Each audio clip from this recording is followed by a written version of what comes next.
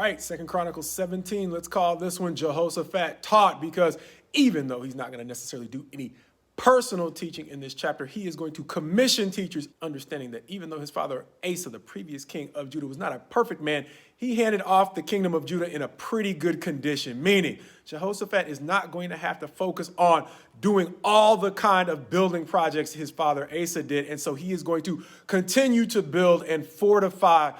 Judah, specifically against attacks from Israel, but he is also going to be freed up to commission teachers to help the people move further along the path of succeeding with peace. Understanding that we've talked about the law previously before, not just being a bunch of great suggestions, but guidance in the ways that Judah, now having been separated from the northern 10 tribes, can continue along the path of having peace, not at the expense of their neighbors and the people around them, but having success in a way that produces peace with their neighbors and the people around them. And so in that effort, now that Jehoshaphat does not have to focus so much on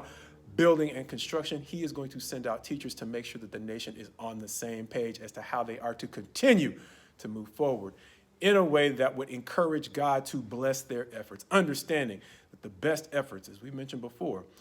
if we are farming, if our best efforts are taking place in the context of drought, or swarming locusts, or other circumstances that just make it impossible for us to sell at a decent price, our work is in vain. And so what he is doing is helping the people stay in the kind of condition to let their work have meaning. And they don't have to look any further than their northern neighbors, the northern 10 tribes, to realize what laboring in vain can look like. Why? Because we said in the days of Asa, Israel experienced a mass exodus of people looking to move to Judah for the kind of labor that existed in the context of a larger peace that God was providing. And so Jehoshaphat is not negligent in making sure that as he sends out teachers, they are guiding this nation that is no longer just Judah and Benjamin, but now Judah and Benjamin along with Ephraim, Manasseh, and parts of the tribes of Simeon as well with them. And so he is helping them all understand how they need to move forward effectively. And once again, it could just be idle church speak, meaning you just want us to all read the Bible, Marcus. Yeah, that's true. But this chapter helps us to understand exactly why it mattered in Judah, because what God is going to do is help to bless them once again in ways that go beyond what their own efforts could produce, as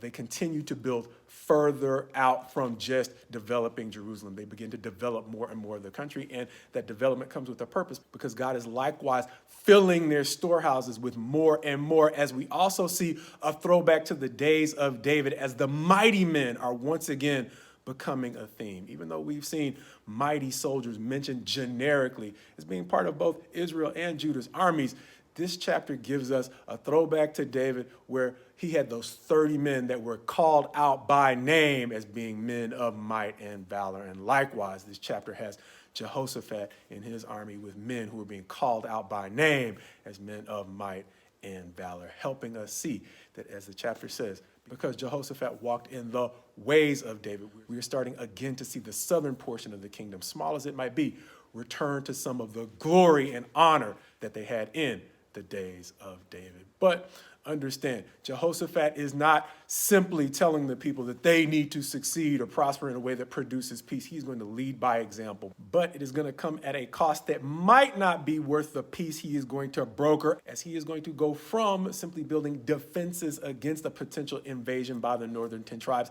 to entering into a marriage covenant with King Ahab. And even though that is going to broker a peace with Ahab, it reminded me of something I was taught earlier in life, and that is, you cannot wish for people more than what they wish for themselves. And even though Jehoshaphat is going to negotiate a peace with Ahab that is going to make his fortified cities in the north not quite as necessary to defend against what Ahab and the northern 10 tribes of Israel might do to Judah,